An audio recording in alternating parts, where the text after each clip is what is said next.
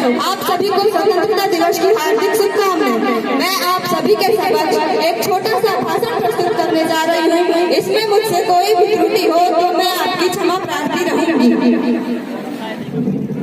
आज हमारे देश में जो कुछ भी चल रहा है उसमें से किसी एक विषय पर कहना मुश्किल है।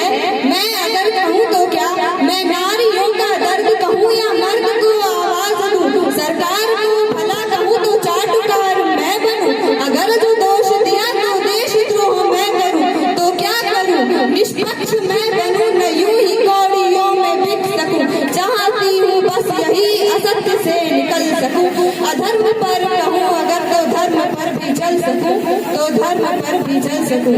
आज मैं आप सभी के समक्ष हमारे उस भारत की बात करूंगी जो हमारे वीर सपूतों ने हमें सौंपा है, और मैं गर्व से कहूंगी कि मैं उस भारत की नागरिक हूँ जहाँ छत्रपति शिवाजी महाराज और सम्राट अशोक जैसे राजाओं का शासन था। मैं उस भारत की नागरिक हूँ जहाँ हर 50 मील पर लोगों का पहनावा और मजहब बदल जाता है। मैं उस भारत की नागरिक हूँ जहाँ डाल डाल पर सोने की चिड़िया को पाया जाता है। मैं उस भारत की नागरिक हूँ जिसे अपने भूगोल से पहले इस ब्रह्मांड का भूगोल समझ में आता है।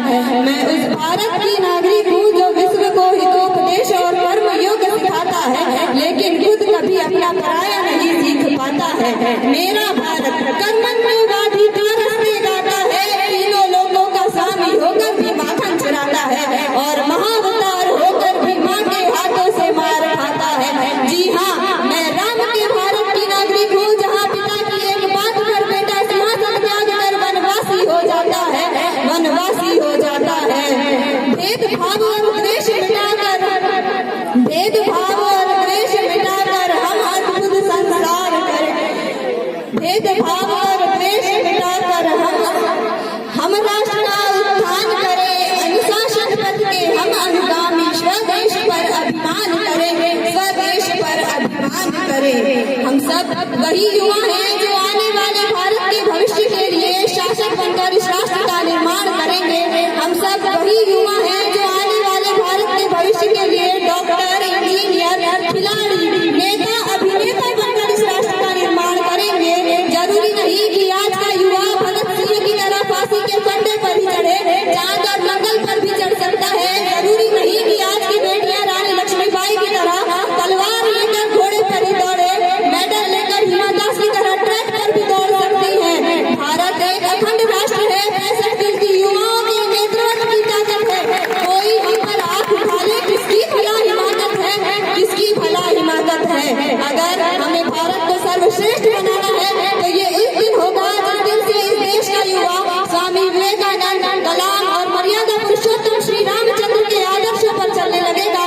जिस दिन से इस देश का युवा कर्तव्य निष्ठा, मेहनत, ईमानदारी, लगन और देशभक्ति के भाव को पूर्ण मन से अपना लेगा, उस दिन से उभर रहा होगा हम सबके सामने अखंड, अद्भुत, श्रेष्ठ, मजबूत, विकसित और सतत भारत का भविष्य।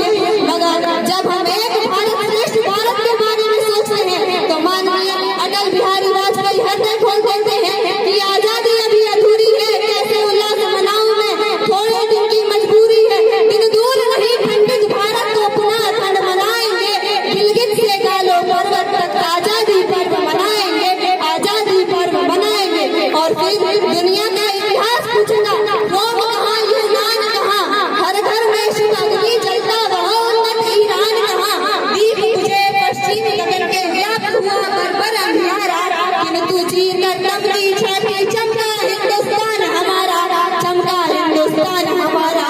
मगर मैं खामियों की बात करूं तो फिलहाल हम इस तिरंगे के साए में खड़े हैं। जरा सोचिए कि अगर ये तिरंगा बोल पाता तो क्या कहता? क्या वह सिर्फ इतना कहता कि मुझे सलाम करो, मुझे ऊंचा फहराओ?